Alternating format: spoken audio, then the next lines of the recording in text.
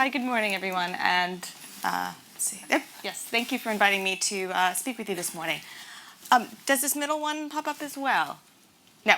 Okay. Well, I'll have to sort of look over here then. So I wanted to talk to you about how we as practitioners are using data, and really sort of picking up on sort of Christopher's talk this morning. How do we think about setting the right conditions for use of our data, using it properly, and sort of thinking about and working very closely with our privacy team to make sure we're safeguarding our customers' data as we do this. I'll give you a little bit of background about Transport for London. Many of you know, most of you have used our services, even sort of in coming here for the conference. Londoners, of course, use our services all the time. But we provide tube, bus, street network services, traffic signals, walking and cycling facilities, and we have the Emirates Airline cable car. And so we help people move around London.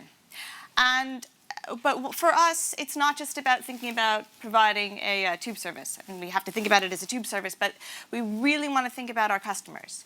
And we need to think about what is our purpose at Transport for London. It sets out what we're doing, and this is really to help London work and grow and make life in London better. And some of the challenges we're facing is we have a growth of population in London. We're 8.6 million Londoners today. We're expected to be 10 million by 2030, which is a phenomenal sort of increase. And we have to meet that challenge of providing services with growth in population. And we also have to understand the rising expectations of our customers in getting around, and certainly the transformation of the digital world has meant that our customers expect us to sort of understand their travel and provide services to them. And so we really need to understand what our customers want, and they want to understand who we are and what we're doing. They want to understand that we're providing them reliable experiences on the network services and a good customer experience, value for money, and we need to show them that we're thinking about progress and innovation. But what underpins all of this is trust. I mean, they have to trust that we are doing the right thing, and we have to understand that trust is our license to operate. So this is crucial that we must get this right. And so I'll talk to you a bit about our data. Now, as I've said, London's big and our data is big. And there's a whole sort of range of sources of data that we use in the organization. We have, and I'll talk a lot about how we use our ticketing data, and that is our sort of our Oyster ticketing, our contactless payment information, and magnetic tickets. We also have social media data that we sort of use to understand how our services are running. We use, and I'll talk also about our bus location data, and in particular how we use that to understand how our services are running and provide information back to our customers and operators. Asset data, where our trains are, and then we have a range of sort of network monitoring sensors on our roads, so cameras, CCTV. We have traffic signal data that provides information about how our traffic signals are running. And then we also have just general sort of other traffic information sensors in the road. And then you'll see sort of a dotted line, and I'm going to talk about this a little bit later, which is about apps and mobile Wi-Fi data. Now, this is a dotted line because this is something that we are currently exploring. And this is actually an area where we've gotten a huge amount of help from the ICO in terms of giving us guidance about how do we approach this question. Because I'm going to talk to you later about the potentials here and how we need to think about this, how we can unlock this oil here, but being very careful about how we do this and safeguard our customers and our data. And so really we take very, very seriously how we protect our personal data as we think about our big data approach. And so we do this in a range of sort of ways. We think about how do we have a transparent approach to privacy. So at the end you'll see the link to our privacy pages on our website. We provide information at point that we collect the information, but we also direct people for more information on our website, and we provide this in a clear sort of language so that people can really understand it and understand how we're using the information. We do privacy impact assessments, and my team works very, very closely with the privacy and data protection team. And we really sort of set out, we discuss what we're trying to do and think about this, and then we sort of make sure that all the controls are in place to properly sort of manage our data. And we have a regular engagement with the ICO, and we rely on their guidance. So the guidance on big data, the guidance on anonymization, the February guidance on Wi-Fi have all been hugely helpful. And of course, the 12-step sheet that Christopher held up earlier has also been very helpful for us. And then, of course, this is something that we look at the senior level, and we make sure that all of our sort of employees who are handling customer data and personal data really understand the importance of it. And we have a training. We make sure that we have controlled access, and we think about the types of data that people access to do their jobs, and we're very precise about who gets access to what data. And so a little bit of statistics about our data. So we have 26 million of the sort of retail sort of Blue Oyster cards used in about a year, and we have about 4 million of those that are registered with us. We have concessionary photocard schemes, which are basically sort of discount or free travel, and we have 1.6 million of these Oyster photocards used in the past year. We have 9.3 million contactless payment cards used in the past 12 months. This is an increasing number because we're seeing a great take-up of contactless payment on our network. This is so in addition to the, sort of the Oyster card, which many of you will have traveled with, this is a basically able to use your bank card on our network where you can just sort of tap and go. And we sort of introduced this in September 2014.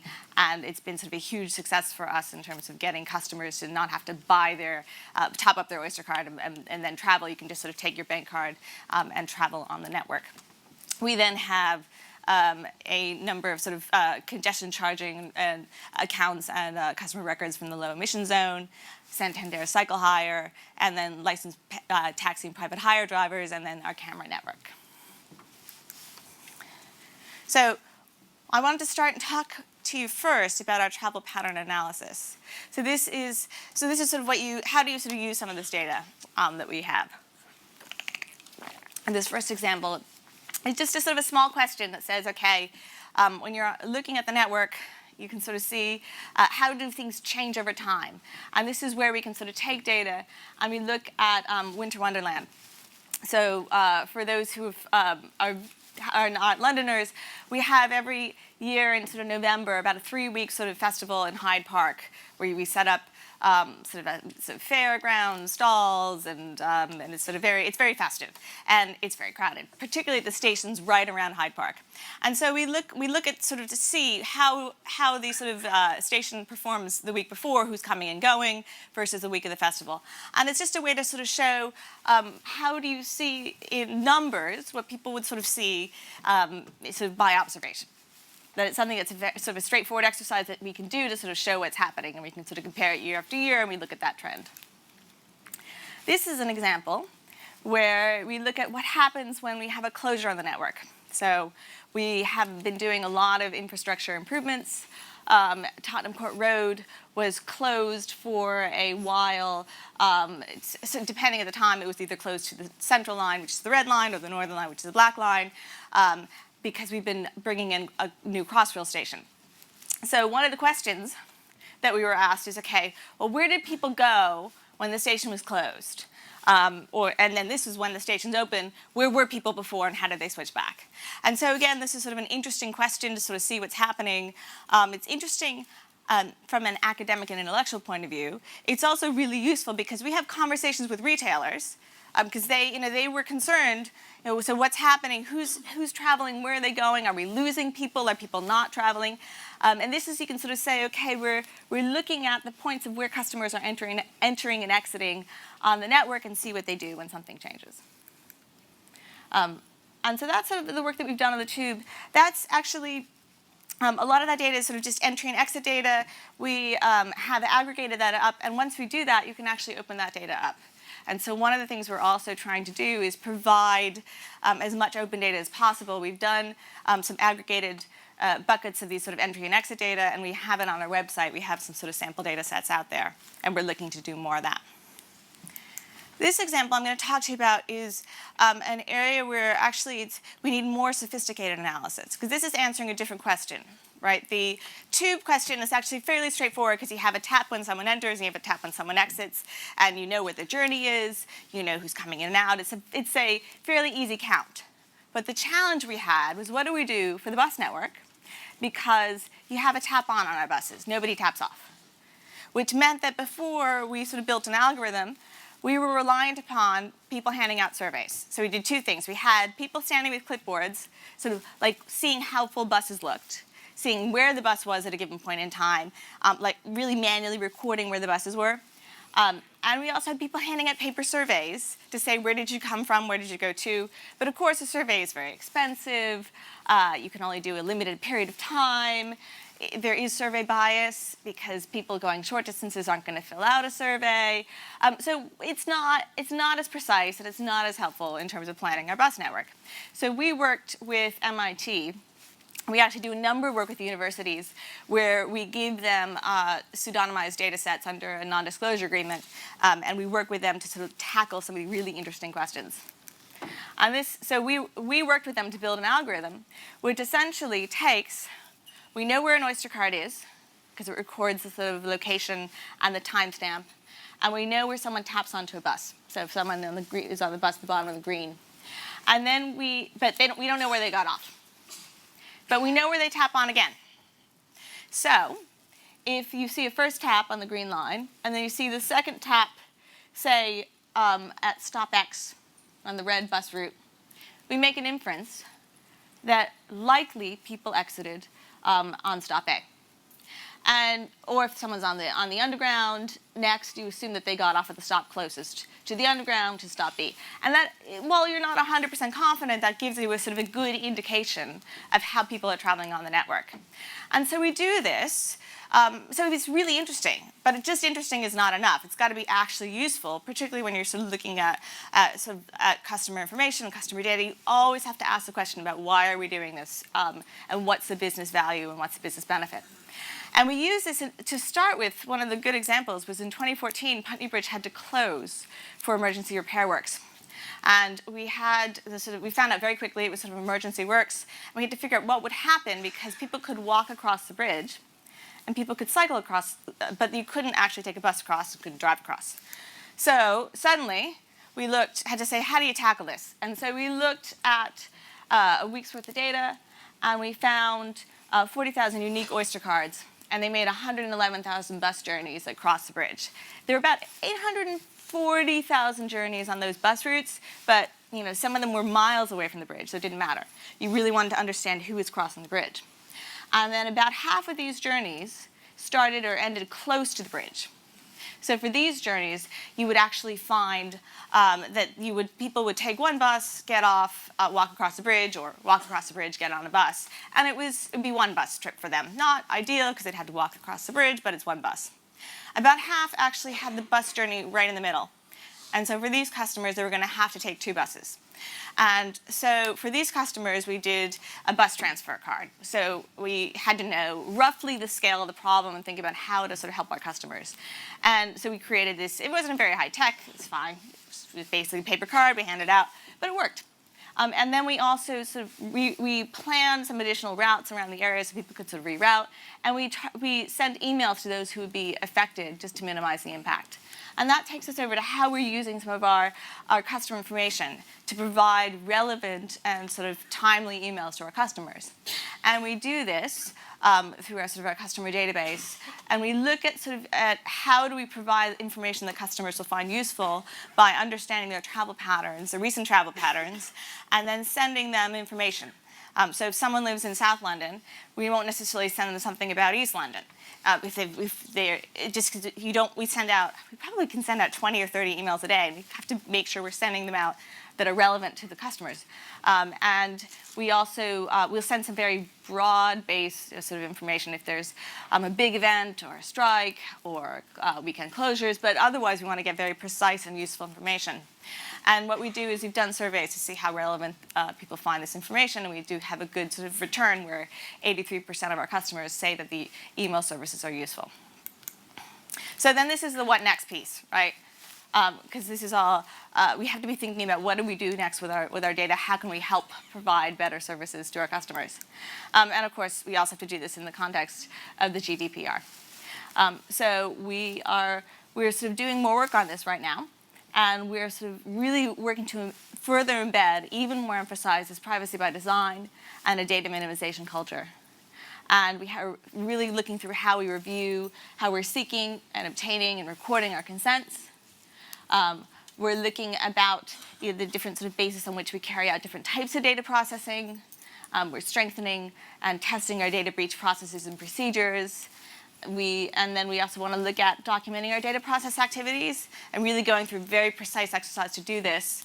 And then lastly, we really sort of have to understand and update and write in plain English our privacy notices and just make sure that we are as clear and as transparent as possible. And this goes back to this sort of this regulatory importance and also this fundamental need to make sure our customers understand and trust, and we earn their trust to make sure we're taking this seriously. And then I want to talk to you a little bit about what we would be doing further, and we're sort of still exploring some of this stuff. And this is where we're thinking about how do we challenge, in the challenge of, okay, good, it's back. How do we think about the challenge of rising numbers of customers on our services? How do we help manage our service better and provide useful information to them? And there's a range of ways we're thinking of doing this. This is an example where we look at customer journey times from tap to tap on the network. We sort of aggregate them up. And then we look at what a regular sort of usual journey time might be. And then we also can provide that information on what the current journey time is. And this is helpful, so if there's a problem on a line, you might say, oh, actually, you know what, I know normally this takes 10 minutes, but it's taking 14 minutes. That's probably okay. I mean, if things are congested, things slow down a bit because people the doors have to stay open longer as people get on and off. It's just generally slower. You might not get the first train. But it's useful information to be transparent to our customers about what's happening on the network. And then, of course, if you do have a problem, you can proactively tell them, and they may take a different route or change their travel. And this is where, again, we're thinking about how do we provide this information about just general sort of the state of the network. And this is an example where we're looking at crowding. And actually, our Victoria Line trains, they actually have the most useful, precise data about how heavy a train is at the moment. They weigh themselves through the signaling system. And so you can take that, which is really cool. Our other trains do that too, although the Victoria Line trains give us the best data, right? Because some of the others they don't get as much detail. But you can see, you know how heavy a train is when it's empty, and then you make assumptions on how heavy the trains are when you have people on them. And I mean, you make some assumptions about the weights of people, but yeah. But it gives you a sense. And then, so then what we can do is if we know where people are on the network, and historically, either historically or in real time, you can begin to predict what the trains are going to look like when they get to your station, which is particularly useful if you have different routes you might go to. So, for example, if you're at Green Park, maybe you take the Piccadilly line or the Victoria line. The Victoria line may be faster, but if it's really crowded and you have to wait 3 trains to get on it, you're better off taking the Piccadilly line. Same for Euston, for example, with the Northern line and the Victoria line. And so we can sort of provide this information to customers that is relevant and useful to them. This is sort of a direction we're trying to sort of explore. Now, the other thing that we're looking at doing is if people want to opt in for even more personalized services, we're exploring how this might work. So if people were to choose to register their device, we could sort of provide them even more specific information relevant to them. And you might choose to register your device on a desktop, laptop, and you might even choose to share your location. And this is something where the ICO was really helpful in terms of beginning to explore this with us and giving us some sort of suggestions on how to approach this. And they suggested we do some customer research, which was sort of hugely helpful just to understand what our customers were thinking. Would they value this? Is this a service that if you could opt in, would people like it? So we did a little bit of research on this, where to sort of say, okay, we gave them 4 different types of scenarios of how we might collect their data, and we asked different sort of groups about what they felt, and customers were very positive about this. They said they understood, particularly if they understood the purpose why. They really felt that they wanted to understand the benefits to them, and when we explained we could do some of these things like provide very specific information about the route that they were going to take in the mornings if it was delayed, and send them a message. They were comfortable with that, understanding that they could opt in to get this information. And they were clear that we needed to be clear. We needed to be transparent about what we're doing. We needed to explain it. We needed to communicate why we were doing this and actually deliver benefits and make it useful to them. And that was really important to make sure that we were doing that. And then we would also need to sort of reassure our customers that we were taking this sort of data protection and protecting their data and securing their data. And so some of the things that we're exploring now would be how we might do this with sending sort of notifications. Some of this we can do this already. So we do refunds. So in fact, my team today are looking at the impact of yesterday we had a problem on the Jubilee line where we had some sort of customers who were affected by a service outage and we had some signal failures. And so we already have people can go onto our website if they were delayed for more than 15 minutes and claim for their journeys. They put in their journey information, and we validate did they actually travel, and then we offer them a refund back. But on a bad day, and it looks like yesterday is a bad day, we'll see how many people are affected, and if it was a significant impact, we will proactively just push out refunds to customers who were affected. But we're also looking at other notifications that we could do, particularly things like if we sort of can push information to mobile devices in the future, send people text messages, email them, and certainly the more information we have about customers' travel patterns, the better more relevant information we can give. And this is the trade-off, right? So if our customers want to share that information with us, we can sort of design relevant information that's specific back to them. But it's making sure that we have the right trade-off and that they feel that there's a value, a tangible value that they'll see and a trust in us that we have to deliver on. And so this is sort of where we're going in terms of how we're sort of thinking about the integrated network. Because the last bit I'll sort of just say is that we also are interested in the sort of connection between people who are driving on the network and walking and cycling and when they're traveling on the public transport network. And so again, thinking about ways we can understand how they're using our network end to end is really helpful for us to help provide information to how they can use it better. So that's essentially me for now. And here's our link to our privacy pages and my email. So thank you very much for inviting me to speak.